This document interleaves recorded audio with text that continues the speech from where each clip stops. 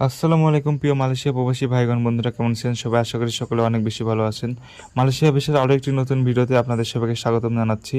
আজকের ভিডিওটি অত্যন্ত গুরুত্বপূর্ণ হবে, কারণ আজকের ভিডিওতে আমরা মালয়েশিয়া ভিসার সর্বশেষ আপডেটগুলো নিয়ে আলোচনা করব। তো চলুন শুরু করা যাক। মালয়েশিয়ায় কর্মী পাঠানোর প্রক্রিয়া আবারও চালু করতে ঢাকায় দুই দেশের জয়েন্ট ওয়ার্ক গ্রুপের মিটিং শেষ হয়েছে আগামীকাল। তবে কোন কোন বিষয়ে আলোচনা হবে সে তথ্য সংবাদ মাধ্যমে প্রকাশ করার কথা থাকলেও আগামীকাল সকাল থেকে সেটি বাতিল করা হয়।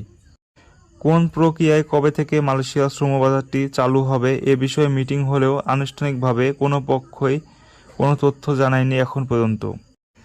কিন্তু কিছু বিশেষ তথ্যের ভিত্তিতে জানা গেছে যে মালয়েশিয়া সরকার তাদের শ্রমবাজার স্বচ্ছ ও সিন্ডিকেট মুক্ত চায় এবং শুধুমাত্র সিন্ডিকেট মুক্ত লাইসেন্সধারী এজেন্সিগুলোর মাধ্যমে এই ভিসা প্রক্রিয়া সম্পন্ন করার কথা জানিয়েছে মালয়েশিয়া সরকার।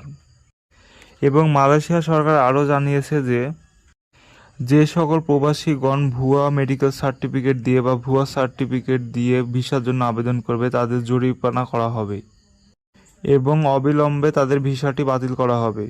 মালয়েশিয়া প্রবাসী কল্যাণ মন্ত্রী বাংলাদেশের জন্য কয়েকটি ক্রাইটেরিয়া দিয়ে দিয়েছে। ক্রাইটেরিয়াগুলো যদি বাংলাদেশ সরকার মানতে পারে তাহলে গত মাসে 7,926 জন থেকে শুরু করে প্রতি বছর 2 লাখ করে 6 বছরে মোট 12 লাখ কর্মী নেবে মালয়েশিয়া সরকার। এবং কিছু তথ্যের ভিত্তিতে এটা জানা যাচ্ছে যে খুব তাড়াতাড়ি সিন্ডিকেট মুক্ত মালয়েশিয়ার শ্রমবাজার চালু হয়ে যাবে। তো যে সকল প্রবাসীগণ মালয়েশিয়া যেতে চাচ্ছেন তাদের জন্য বিশাল সুযোগ আসছে। সবাই বৈধ কাগজপত্র নিয়ে রেডি থাকুন। তো আজকের ভিডিওটি এ পর্যন্ত। আমার ভিডিওটি যদি আপনার ভালো লেগে থাকে তাহলে আমার চ্যানেলটিকে অবশ্যই সাবস্ক্রাইব করে পাশে থাকা বেল আইকনটি অলে প্রেস করে দিবেন। ততক্ষণ সবাই সুস্থ থাকবেন, ভালো থাকবেন। আল্লাহ হাফেজ।